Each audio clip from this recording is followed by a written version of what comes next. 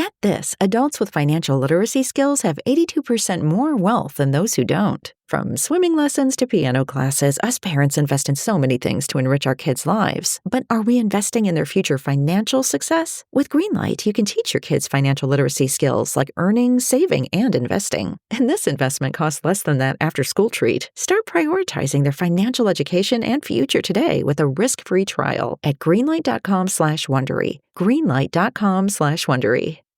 Craving your next action-packed adventure? Audible delivers thrills of every kind on your command, like Project Hail Mary by Andy Weir, where a lone astronaut must save humanity from extinction, narrated with stunning intensity by Ray Porter. From electrifying suspense and daring quest to spine-tingling horror and romance in far-off realms, unleash your adventurous side with gripping titles that'll keep you guessing. Discover exclusive Audible originals, hotly anticipated new releases, and must-listen bestsellers that hook you from the first minute. Because Audible knows there's no greater thrill than the one that speaks to you. Discover what lies beyond the edge of your seat. Start your free 30-day trial at audible.com/WonderyUS. That's audible.com/WonderyUS. We see you getting after your fitness goals. But what about those money goals? You can count on Credit Karma for a clear view of your finances and your progress, helping you see results so you can keep checking off those financial personal bests and find your way to money. Progress never felt so good. Download the Intuit Credit Karma app and start achieving your money goals today. Intuit Credit Karma. Karma you can count on.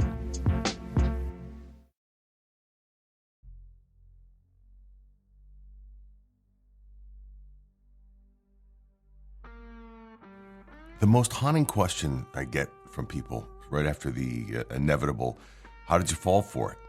Didn't you see the signs? It's generally always the same. How did you find out? How did you find out it was all a scam? Well, I found out from Rachel's husband, Mark. He left that message on December 20th of 2023. And when I first received it, I was thrown into this state of confusion. What was I supposed to think? What was I supposed to do? First season ended with that cliffhanger and that message. And when I got that call, he was eerily polite and calm. I found it kind of off-putting, honestly, to hear his voice.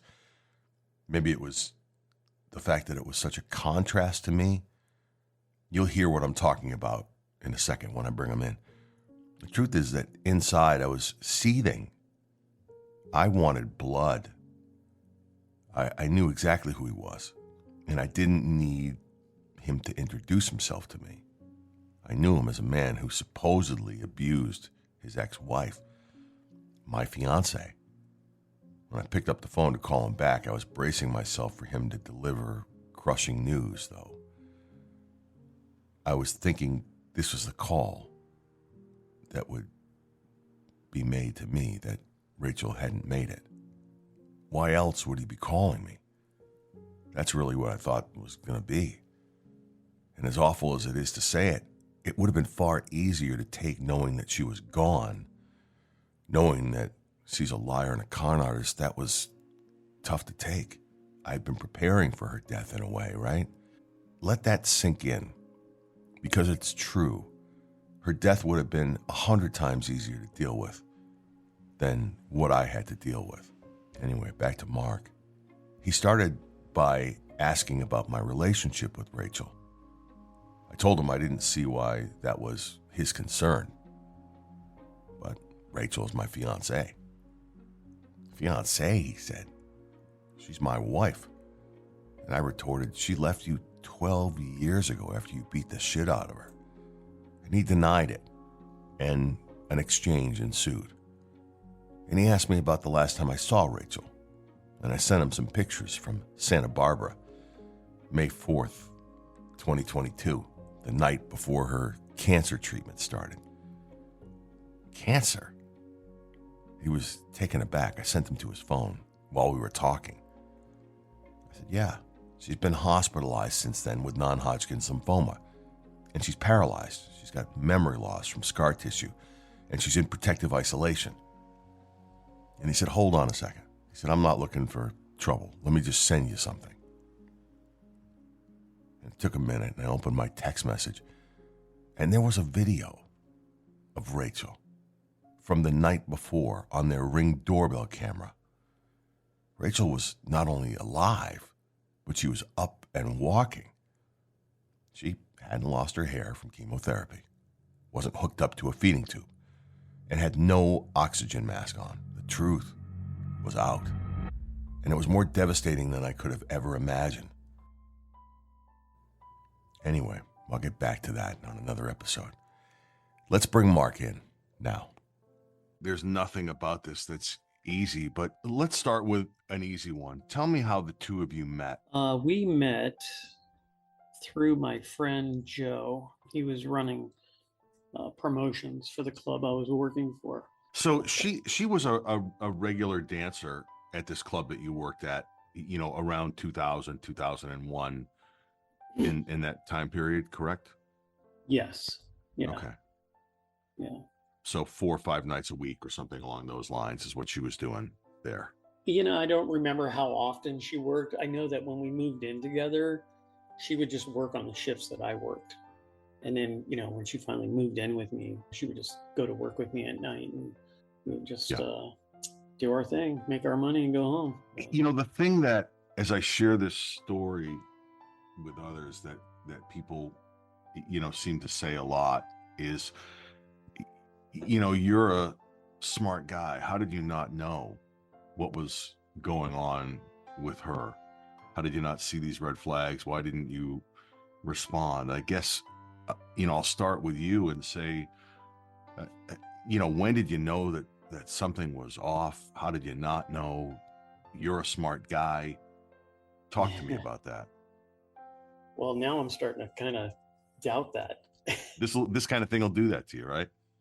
Yeah, you know, you start to second guess yourself after a while. I mean, I was on the phone with my mom last night, and she said the same thing to me. How did you not know? And I'm like,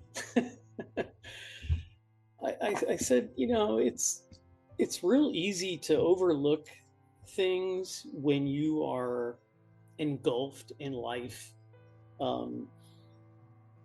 Because, you know, running a business and having, you know, 10, 12 employees, their responsibilities become your responsibilities, and their families become your extended families. And I think for me, my biggest concern was always making sure that my people were taken care of. And, you know, being the head of a company doesn't offer you a lot of leeway in terms of letting shit slide, you know? You know, I had my own family, but then I had all these other people that were, you know, hooked to me. And I think I just got so enveloped in life and responsibility and making sure that my kids had everything they need, making sure Rachel had what she needed, making sure that everybody else had what they needed. It didn't offer a lot of time for me to sit back and reflect on, you know, is my wife. Yeah, she's grateful. You know, you go into this with the best of intentions, at least I did. And, you know, you're in my mind, I'm thinking to myself, you know, I'm building this company. It's going to take care of us through our old age. I'm going to be able to sell it at one point, and we'll be able to ride off into the sunset and retire and live well, you know. And that's kind of where my mind was for the last 20 years, is just making sure that everything was done and nothing was slipping through the cracks. But I just didn't even look at my own backyard at the cracks that were there. It's a complex thing, and I mean, I'll share my side of it at some point, certainly at some point during this conversation, if you want. But I wanted to get your piece of it out. But I know I can sit here and tell you, I know just in my experience, you know, you don't look at things the way that you probably ordinarily would, and that's easy to see why. I guess the other question that dovetails on to that one is, were there points in time that you knew something wasn't right, or she was with someone else? So there was an incident.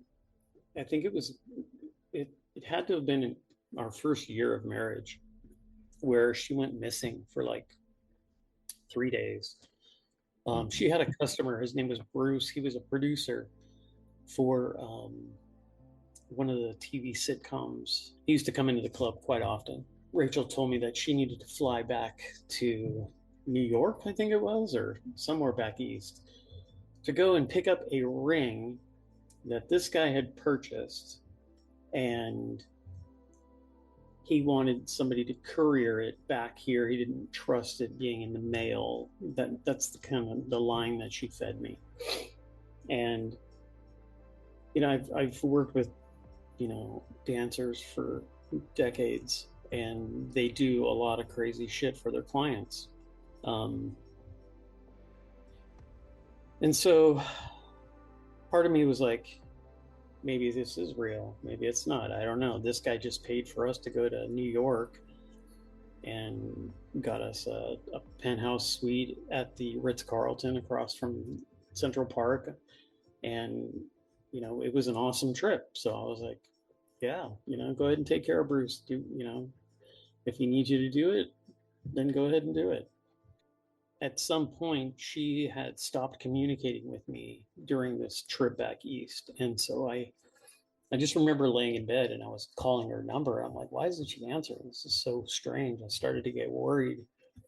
And at one point, I just probably dialed the phone like maybe 20 different times. And then finally, some guy answers the phone, and I said, where's Rachel? And he said, she's in the shower. Who's this? And I said, this is her husband. Who's this? And he goes, I'm her husband. And I said, well, I hate to break it to you, pal, but we've been married for almost a year now. And he just said something like, hold on, and went and got her. And I can't remember if we hung up or what, but Let me ask you for some clarification on something. There was when I spoke with the daughter formerly known as Madison, she brought this incident up where, you were married and then she ran off. The name originally given to me was Brian. Is it Bruce or Brian? It's Brian. Bruce is the customer. No, she was supposed to be on a business trip for Bruce, but when I got so-and-so on the phone, that's when he revealed to me that they had gotten married. I see. And it was Brian. Gotcha. So, and where was she? She was not on this trip to New York. She was... I I never pressed her for all the particulars. I really didn't want to know. Ignorance is bliss and all that. It's not critical. I'm just curious about what you knew. So we got Bruce, the client, who she was doing who knows what with, and then we've got Brian, who she was obviously with and was answering her phone.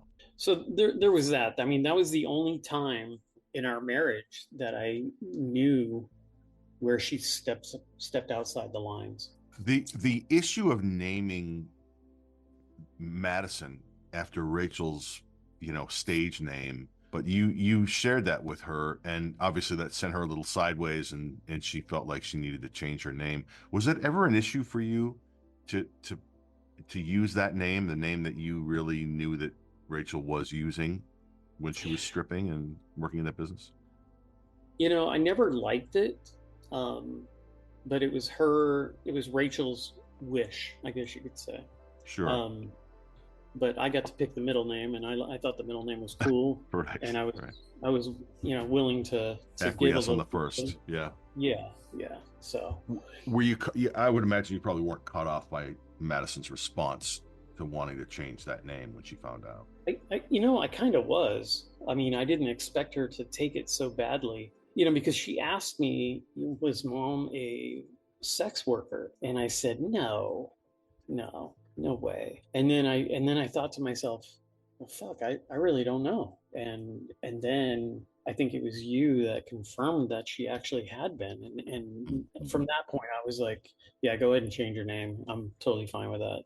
Todd had confirmed with me that he found pictures that had taken and were in a magazine at some point. So she had done some work online, and I'm not sure beyond the escort work that I knew she was doing. Obviously, when I had connected to her, I'm not sure what else she was up to, but clearly she was in the sex work business at one point. I guess I don't lump being a dancer in with being a sex worker, because oftentimes the two are not the same. I know a thousand different women that are single mothers that are putting themselves through school or whatever, or trying to take care of their children, and I don't look at being a dancer as something that is inherently a bad thing if that's all you have to work with. Sure, makes sense. Because honestly, those women are making a huge sacrifice to care for their kids, and I don't ever look down my nose at girls that are in that predicament. However, prostitution, completely different ballgame. Yeah. I mean, that's Yeah, she claimed she had only worked a few times. When we talked about it in later years, even recently in the last couple of years, she said she had only seen, a couple of clients, and I was one, and I was, I think I shared this. I had one experience in that way with her, and then she gave me her name and gave me her phone number, and there was never the exchange of anything cash wise after that. So I'm not sure what's true and what's not. At one point, Rachel said that her marriage to you wasn't an actual marriage because you were never divorced from your first wife. And you and I spoke about this when we first talked, and you said yes, but we rectified that and got married a second time. Obviously, there were two marriages a year apart. Is that what happened with? Yeah. So my first wife was a girl that I met in Las Vegas. We were married, and we were together for maybe 6 months, 8 months. We didn't last. It wasn't a match made in heaven. And she had, explained to me that she filed for papers for an annulment. Actually, little did I know that it required something from my end, and I never did receive anything from my end. So I did reach out to an attorney, had him run a check. He told me that I was in fact still married. And so then I hired him to go ahead and complete the divorce. And he did. Then Rachel and I got married the following year on the same day, just a year later. Right. So Mochi Health is here to help you start your weight loss journey with caring, personalized support. Meet one-on-one with board-certified obesity doctors and registered dietitians who truly listen and understand your unique needs. Eligible patients can access affordable GLP-1 medications delivered right to their door each month. No insurance? No problem. Mochi Health accepts FSA and HSA, making care accessible and affordable. And with 24/7 customer service, you'll never feel alone on your path to better health. Get started with Mochi Health today. Take the free quiz at joinmochi.com and use code AUDIO40 at checkout for $40 off your first month of membership. That's joinmochi.com with promo code AUDIO40. Rachel, at one point when she and I connected again, she mentioned obviously she had 4 kids, and the two of you were married, and then she indicated that your second daughter was the product of an assault, and this is something she had told me that you knew about back then. Obviously, we know now that you didn't know that, and that's something that actually turned out to be false. After 16 or 17 years, you literally just now found that out. There are kind of two questions here. One is you found out, and you don't have to use anyone's name because at the moment we're still kind of waiting to get confirmation on this. Rachel's sister knew that an affair had happened and that this second daughter was not yours, but you didn't know. You had no idea at the time. So Rachel's sister suspected that there had been something outside the marriage. She didn't have any concrete evidence or proof. But she did reiterate this to me because she had only come out to visit us, I think, the one time. And during that time, when I say she, I mean Rachel, was working as a volunteer for Special Olympics. And it was explained to me by her sister that the person of interest was the then director of Special Olympics that she assumed was the birth father, I guess you could say. Were you guys separated at the time? How was she able to put that together? How did she know that? My daughter doesn't look anything like me or any of her sisters. She only barely looks like Rachel, like her nose. She looks a lot like this guy, by the way, right? As we've She does, discovered, yeah. right? His facial features are pretty prominent, and so my daughter does tend to favor those features quite a bit. But no, we were not separated. We have never separated except for one time, and this was after the financial collapse, and we had purchased a property in Texas, and we were leasing it back to the builders at the time. You know, we were positive cash flow. I want to say like $3,000 a month, and they leased that property back from us for about a year and a half. And I told Rachel, take that money, put it into a separate checking account. Right around 2010, it started raining pretty heavily when contracts started drying up in LA and nobody was lending money. And so I said, we're going to need to tap into that savings account to see us through. When I went to ask her for the money, she was like, it's gone.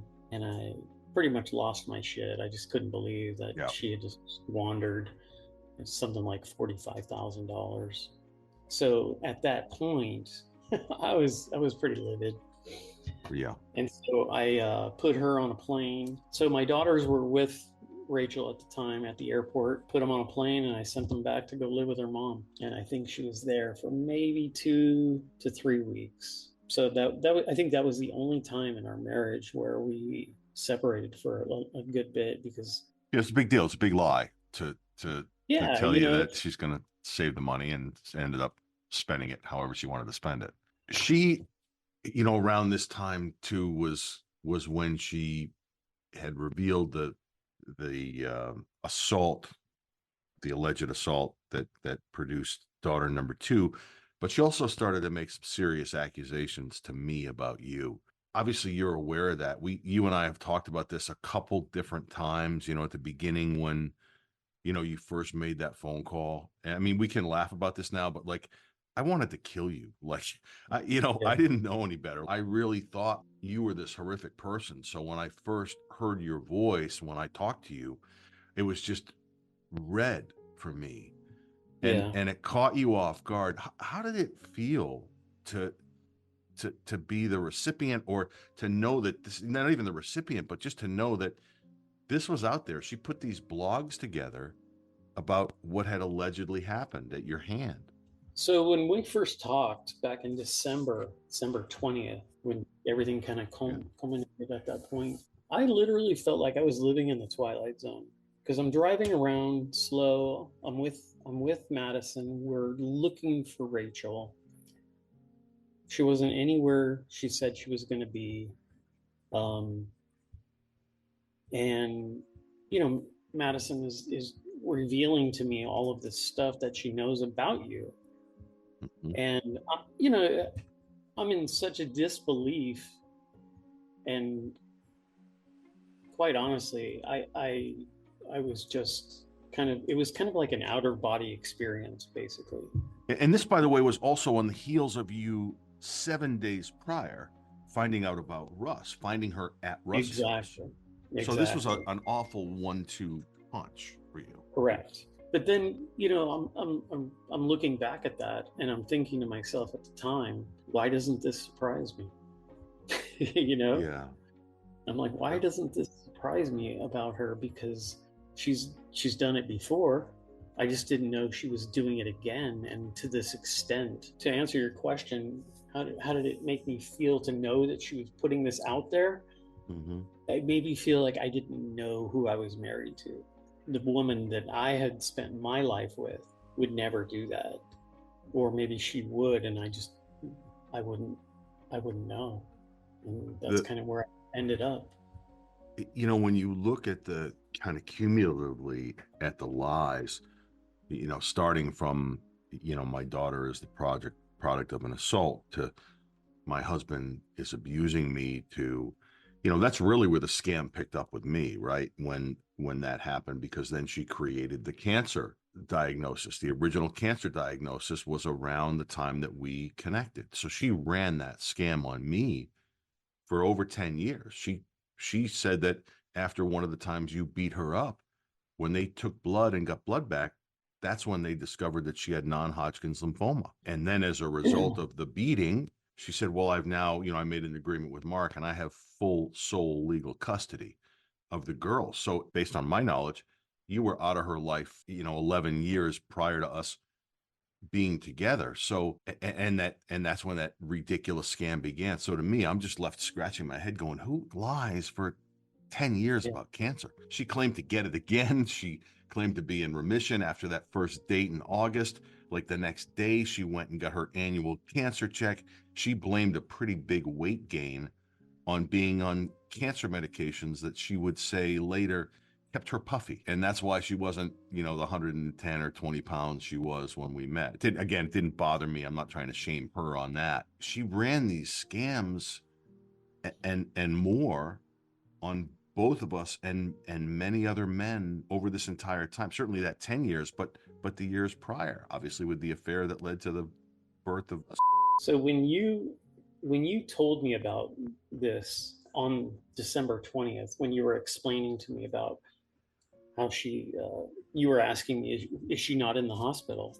And I'm like, in the hospital for what? And then when you told me about the non-Hodgkin's lymphoma, well, she ran that same scam on me back in 2012. That's when I stopped talking to Sherry, was because Rachel told me that she got diagnosed with non-Hodgkin's lymphoma. And she was going to have to undergo all of this treatment. And I was working up in Napa. I would work 3 days in Napa, and then I would come back home and live at home for 4 days.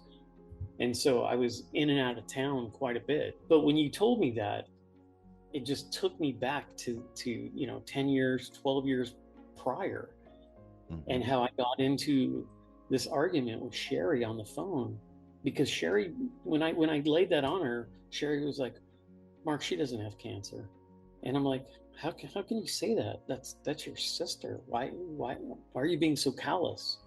She's been running this bullshit health scares for years, and everybody in the family knows it. Obviously, everybody in the family minus me, because I didn't know it. What was the point? I mean, I understand what it was. I'm sorry to interrupt, but I understand what it was with me. It was her way to kind of keep me at bay, but keep me in her life during this entire time, which is just disgusting in and of itself. But what's the benefit of running the cancer scam on you? That's what I could never figure out, because when we found out about that, or when I found out, she let me know. She told me she had to have a bone marrow extraction. And I remember at the time she was getting up in the middle of the night vomiting, like profusely, constantly vomiting. And I don't even know if it was real at this point. But I came home from Napa once, and she said I went in and got my my bone marrow extraction, and she showed me this bruise on her hip, and it was a massive bruise. I mean, it looked like it hurt like hell. So she would do these little things to make me think that she was really sick, and to this day, I don't know if any of it was ever. It just doesn't make sense to me why she would do that to you. I get why she did it to me. I get why she faked pregnancy and did things to other men. Well, I'll tell you, in talking to my mom the last couple of weeks, my mom lived with us when we moved to Cambria, and then we moved down to Morro Bay. And my mom stayed in one of the rooms to watch the girls while Rachel went to work, and while I was up in Napa. I believe that she used these cancer things as a way of being able to leave the house without drawing attention to her, so that she could say, I'm going to go see my oncologist, or I'm going to go I have to go run some tests or whatever. And it was a way to probably get away overnight, to say, I'm going to go get some tests done and, et cetera, but it allowed her to go do whatever she was doing. My mom revealed to me last night there was a person that was working with Rachel at Wells Fargo, who's an Asian guy. My mom told me that Rachel took the girls and this Asian guy, and they went and spent the night in a hotel room together, all of them in the same room. And she only found this out because the youngest two revealed that to my mom. And then there was another occurrence where my mom's bedroom was directly below the master bedroom in this house. It was a 3-story house. And my mom told me that she could hear Rachel upstairs having sex with somebody one night while I was out of town. And that was kind of the straw that broke the camel's back, where she just said, I can't be around this anymore, because she tried to explain to me that Rachel wasn't being faithful to you. Faithful. Yeah, she wasn't being faithful. My mom tried to explain this to me back then, and I didn't believe it, because I said, there's no way. You're I don't know why you're trying to poison my marriage, but that's not happening. And, I'll ask Rachel, what's going on, this and that. Oh, the guy from work is just a friend. We went and hung out at the beach with the girls one day and this and that. And I'm like, why are you hanging out with people I don't even know and bringing my kids around them? I don't understand that. It won't happen again. It was nothing. It's not a big deal. She'll play it off. And even though there was these red flags, I'm like, I just remember, I don't want to believe this, because the idea of it is just so fucked up. And I want to be able to trust my wife, and I want to have a solid marriage. We never stood a chance. Doesn't matter what I would have done. I'm not sure what I was expecting when I finally spoke with Mark and heard his voice, but it surely wasn't that man. Soft-spoken, articulate, honest, and maybe even honest to a fault. You'll hear me say this a few times, just like with the daughter formerly known as Madison. These 2 interviews were conducted after the conclusion of the writing and production of season 1. So there's information that you'll hear that, if you're following my social media, there's information that's already out there. And the reason for that is, obviously, 8 months has passed since all this, was finished up with season 1. I was writing the first episode a year ago at this time, and I've continued to work furiously. We'll continue with the interview with Mark, part 2, on the next episode of The Rachel Cancer Scam.